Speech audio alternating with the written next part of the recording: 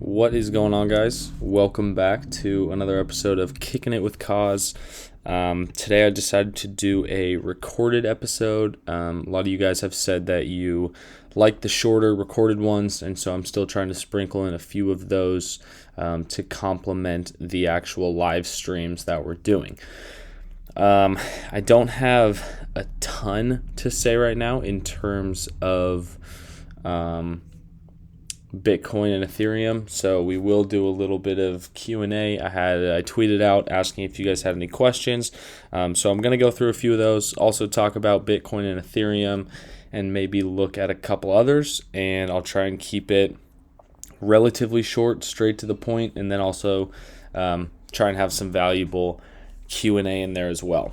So Bitcoin has been a little tricky. It hasn't respected Monday's low super well this week, which is a little bit of a bummer, but it happens. It's not always going to be perfect. Like, we're going to make money with it. We're also going to lose some trades, and that's just the way it goes. So we still have these equal highs up here, as well as this untapped Monday's high, and so I do think that is a magnet for price, this 35K level, but that doesn't mean this can't come down more beforehand. For me to be more convinced that the low is in for now, we did just take out this low.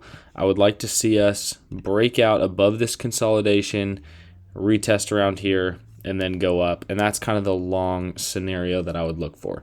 If we break above this high, I would call that a break in market structure, which would be bullish, and then we would look for some sort of retrace to get long.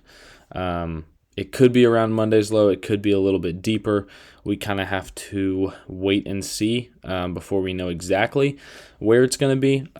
But just as a general idea, I need to see some strength. I'm not trying to catch a bottom. Like, technically, you could long here with a stop right here, hoping that this low is in after the sweep, and it is into 4-hour demand, which is like a bonus, but I'm not trying to catch any bottoms right now. I would rather see some strength and then go from there. So that's kind of what I see on Bitcoin. I think I have, so with this range, we just about tapped that, which is good to see. This squiggly didn't play out too perfectly. I mean, it did go down and then up, but then it was more of just a sweep, and we were unable to hold this gray level. Not the end of the world, but it is what it is. But we do have this high time frame view right here of Bitcoin, and we are sitting right on the range low. So I don't want to be shorting the range low. I'm not going to blindly long this level because we've tested it so many times, but we've clearly been downtrending here with these lower highs.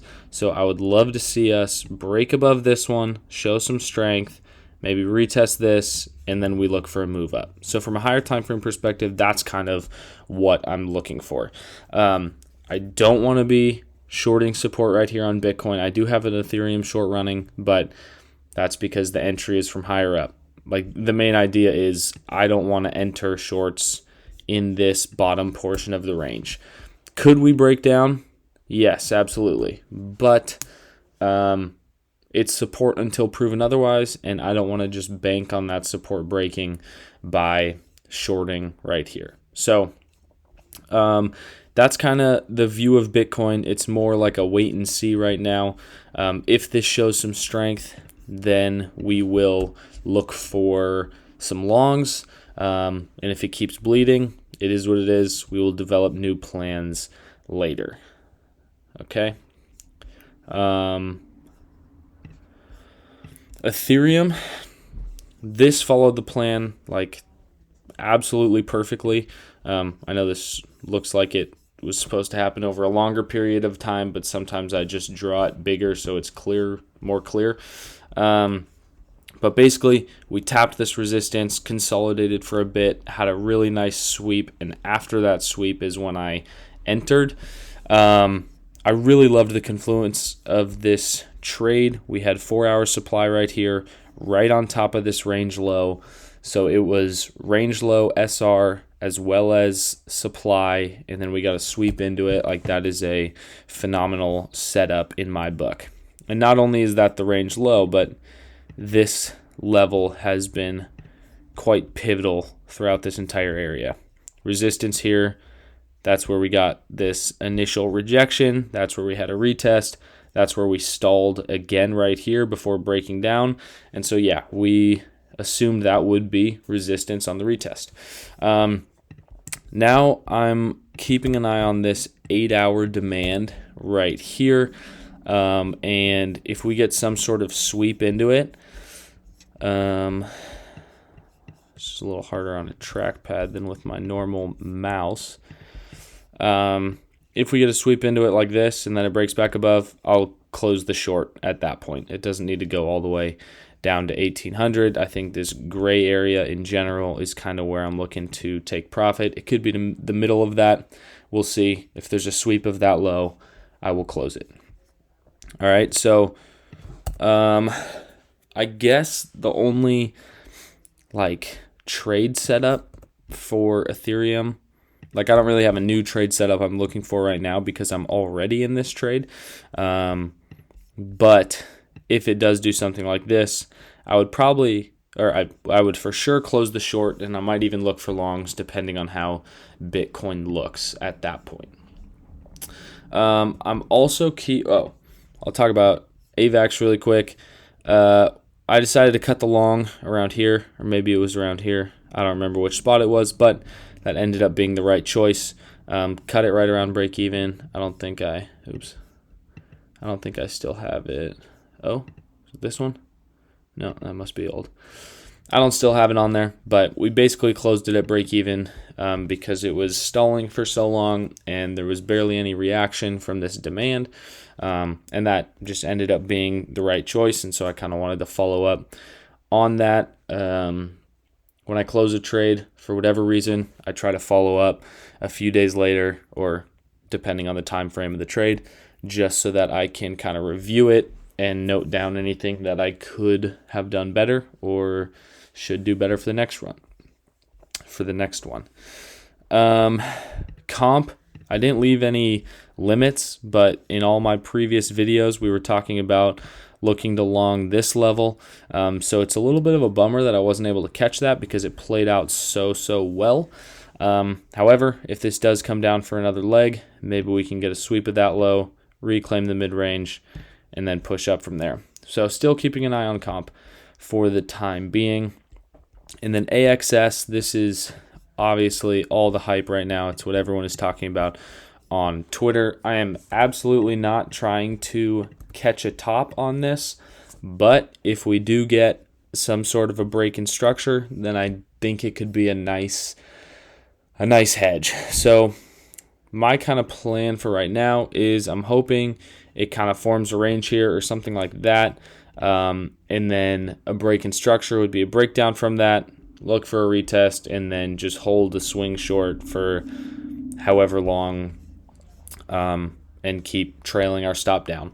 A lot of coins that go crazy parabolic like this, they do end up coming back down and correcting quite a bit. This went up almost 1,000%. So it kind of reminds me of this going up here. And you can see we consolidated here for a bit, took out the highs one last time, broke down, and then it gave a retest. So that's kind of what we're looking for. And then you can hold it for however long you want. I mean, Doge is a little different because it has absolutely no fundamental value, whereas AXS is actually a pretty cool looking project. So it's not like I want to short it back down to zero, but I just think it's pretty inflated, as you can see, and I don't think it would be insane to come back to 10, 11, 12, somewhere in there. Obviously not in a straight line, but ideally we consolidate here, maybe take out the highs one last time, break down, retest, and then maybe it's just a slow bleed like this. So that's kind of something I'm also watching on a higher time frame perspective. I think that's pretty much it in terms of the analysis. So if that's all you were here for, thanks for tuning in. And as always, These streams, or recorded videos, are brought to you by Bybit. So thanks to them, I can do these twice a week on a consistent basis, completely for free for you guys. So if you're enjoying them, feel free to check out Bybit with the link in the description, and you can reach out to me if you have any questions about the exchange. So now we'll transition into a little bit of the Q&A portion. So let me pull up a few of those that I've gotten.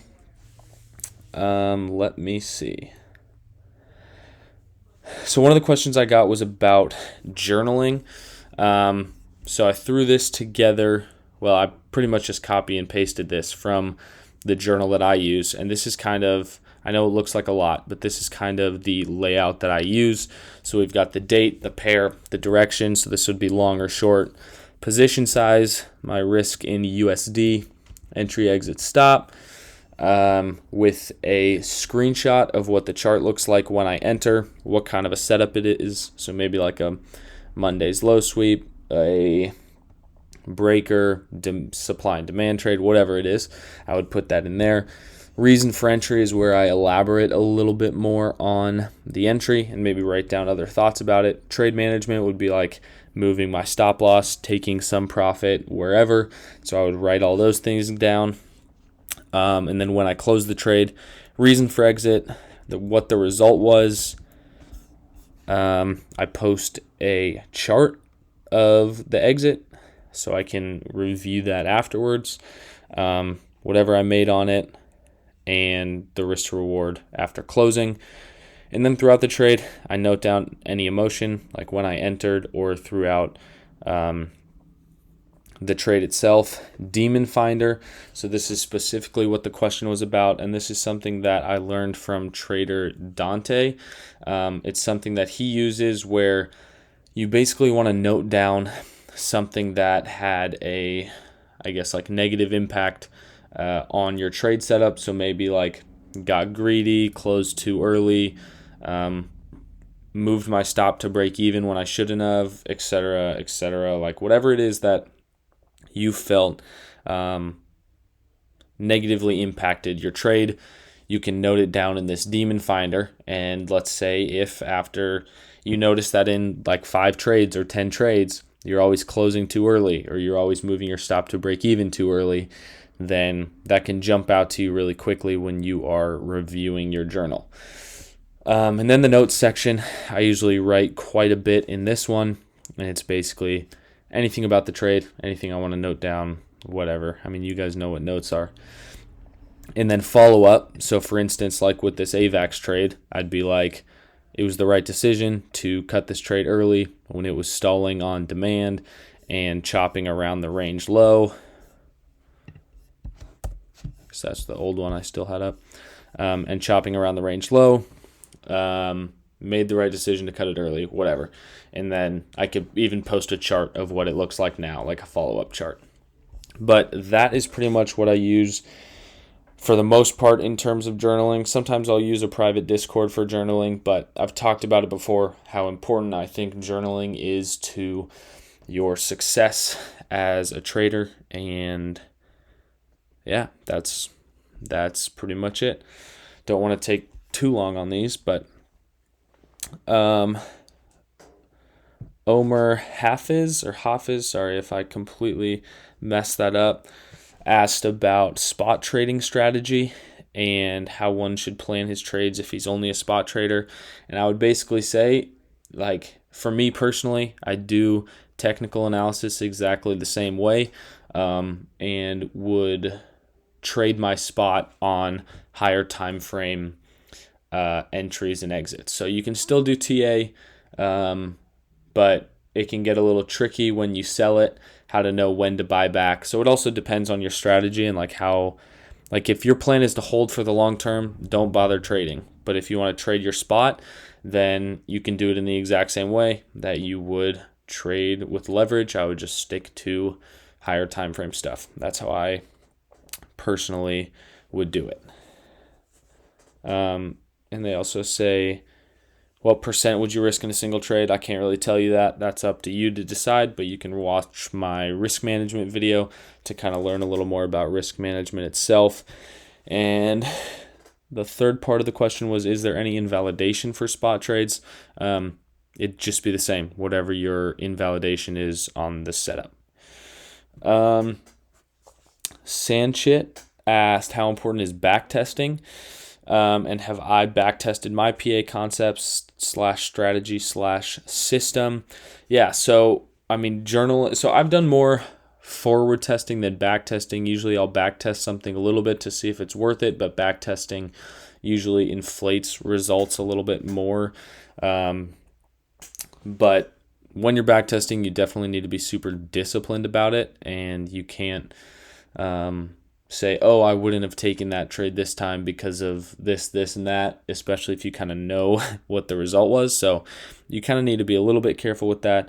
But I think forward testing can be a little bit more beneficial because it's like real time. You're making the decisions in real time instead of looking at an old chart that you might already know how it played out, and that could affect you.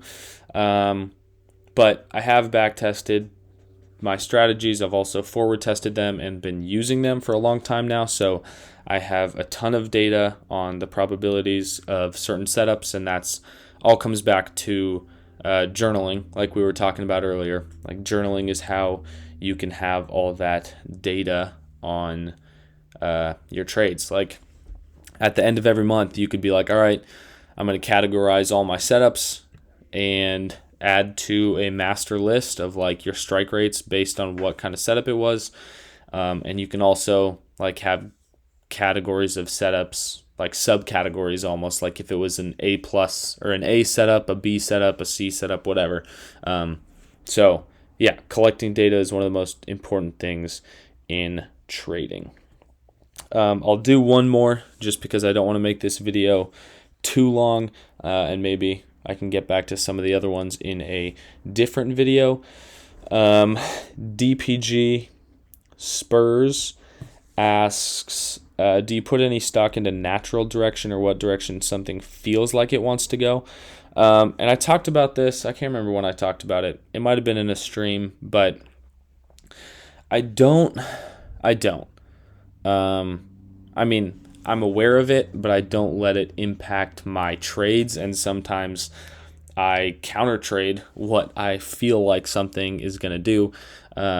Trading a system should take out the emotions and the feelings from it.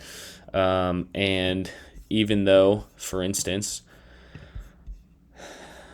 I don't know where my setup is. This one? Yeah, so this is the setup I'm in from however long ago, and I was tweeting a couple days ago, like, it feels like it's going to nuke. Like, this doesn't look good, but that's not going to affect my setup because I'm doing my best to trade systematically. So, and that's helped me a lot in plenty of places, because when something looks really good, you don't want to short, but that's probably the best time to. And when something looks really weak, it's super low, it's been dropping a bunch, and it feels like it's going to keep nuking, that's usually when there's the highest opportunity to long. So I'm aware of my emotions and what I feel like something is going to do, but in the end, I just need to trust my system and go from there. So I think being aware of your emotions and writing that down can be helpful, but I wouldn't take a trade because, like, I quote unquote think it's going to push from here or think it's going to keep dropping. So, all right, I appreciate you guys tuning in. Hope this quick video is helpful. I kept it just under 20 minutes, so that is still like a third of the length of our typical stream. And I will talk to you guys in the next video on Tuesday. And as always, I will keep you posted on trades that I take in the meantime via Twitter. So I hope you have a great weekend. Peace.